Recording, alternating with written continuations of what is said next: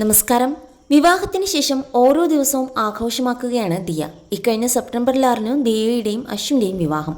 ഇപ്പോൾ തൻ്റെ ആദ്യത്തെ കൺമണിക്കായുള്ള കാത്തിരിപ്പിലാണ് താരപുത്രി. ജൂലൈയോടെ ദിയയ്ക്കും അശ്വിനും ഇടയിലേക്ക് പുതിയൊരു ആൾ കൂടിയെത്തും. ഗർഭകാലം 7-ാം മാസത്തിൽ എത്തിയതിനാൽ കഴിഞ്ഞ ദിവസം ദിയയുടെ വളക്കാപ്പ് ചടങ്ങ് ആഘോഷമായി നടന്നിരുന്നു. ഒരു കല്യാണത്തിന് സമാനമായ രീതിയിലായിരുന്നു ദിയയുടെ വളക്കാപ്പ്. പച്ച നിറത്തിലുള്ള പട്ടുസാരിയും ഹെവി വർക്കുള്ള മെറൂൺ ബ്ലൗസുമായിരുന്നു ദിയയുടെ വേഷം. സാരിക്കിണങ്ങുന്ന തരത്തിലുള്ളതായിരുന്നു ആഭരണങ്ങൾ. പതിവിൽ നിന്നും വിപരീതമായി ഇത്തവണ ലൂസ് ഹെയറാണ് ദിയ ചൂസ് ചെയ്തതും.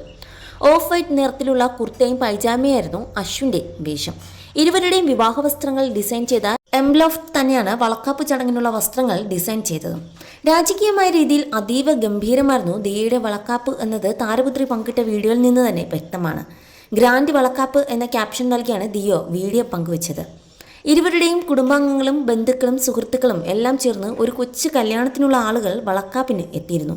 വളക്കാപ്പിന് 2 മാസം മുമ്പ് അശ്വിൻ്റെ കുടുംബത്തിൻ്റെ വിശ്വാസവും ആചാരവും അനുസരിച്ച് 5-ാം മാസത്തിലെ ചടങ്ങും സമാനമായ രീതിയിൽ ആഘോഷമായി നടന്നിരുന്നു. അമ്മയുടെയും കുഞ്ഞിൻ്റെയും ആരോഗ്യത്തിനും ഐശ്വര്യത്തിനും വേണ്ടിയുള്ളതായിരുന്നു ആ പൂജാ ചടങ്ങുകൾ. 3 ദിവസത്തോളം നീണ്ടുനിന്ന 5-ാം മാസ ചടങ്ങിൽ തമിഴ് ബ്രാഹ്മൺ പെൺകുട്ടി ലുക്കായിരുന്നു ദിയയ്ക്ക്. എന്നാൽ വളക്കാപ്പിന് തനി നാടൻ മലയാളി പെൺകുടിയായിരുന്നു താരം. വീഡിയോ വൈറലായ ശേഷം ഏറ്റവും കൂടുതൽ പ്രത്യക്ഷപ്പെട്ട കമൻറ്റ് ദിയയുടെ പ്രഗ്നൻസി ഗ്ലോയെക്കുറിച്ചുള്ളത് തന്നെയായിരുന്നു.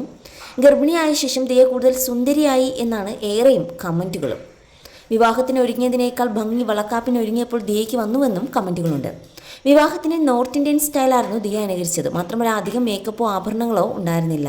വളക്കാപ്പ് വീഡിയോ കാണാനായി കാത്തിരിക്കുകയായിരുന്നു. നല്ലൊരു ഭാവി ആരോഗ്യത്തോടെ ലഭിക്കട്ടെ. കഴിഞ്ഞ ഫംഗ്ഷൻ്റെ ലുക്ക് സൂപ്പറായിരുന്നുവെങ്കിൽ വളക്കാപ്പ് ലുക്ക് അതിനും മുകളിൽ പോയി എന്നൊക്കെയായിരുന്നു കമൻറ്റുകൾ. ഭൂരിഭാഗം പേരും ദിയയുടെ പ്രഗ്നൻസി ഗ്ലോ കണ്ട് പെൺകുഞ്ഞാണ് എന്നാണ് കുറിച്ചത്. കുറച്ചുപേർ ആൺകുഞ്ഞായിരിക്കുമെന്നും പ്രവചിച്ചിട്ടുണ്ട്. ആൺകുഞ്ഞായിരിക്കുമെന്നും ഇടയ്ക്ക് തനിക്ക് തോന്നാറുള്ളതായി ദിയയും മുമ്പ് പറഞ്ഞിരുന്നു. വിവാഹം കഴിഞ്ഞ് 2 മാസത്തിനുള്ളിൽ തന്നെ ദിയ ഗർഭിണിയായിരുന്നു. വിവാഹശേഷം അധികം വൈകാതെ കുഞ്ഞു വേണം എന്നത് ദിയയ്ക്ക് ഏറെ നാളുകളായുള്ള പ്ലാനായിരുന്നു.